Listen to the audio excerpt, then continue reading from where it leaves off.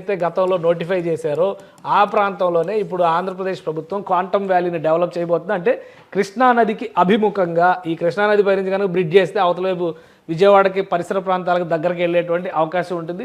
So ఆ ప్రాంతాన్ని ప్రస్తుతం డిజైన్ చేసింది ప్రభుత్వం. ఈ ప్రాంతంలోనే పెట్టాలి అనేటువంటి ఆలోచన చేసింది.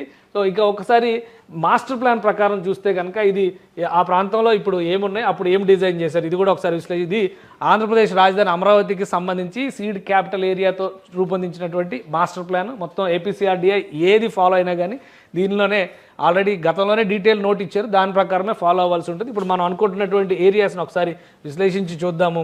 ఇది ఈ ప్రాంతం అంటే కృష్ణానది రివర్ ఫ్రంట్ ఏరియాకి దగ్గరగా వస్తుంది. సో ఈ యాంగిల్ చూస్తే కనుక చాలా క్లియర్గా అవుతుంది, అర్థమైపోతుంది. గతంలో సీడ్ క్యాపిటల్కి వెళ్ళేటువంటి క్రమంలో ఒక ఐకానిక్ బ్రిడ్జ్ని డిజైన్ చేశారు.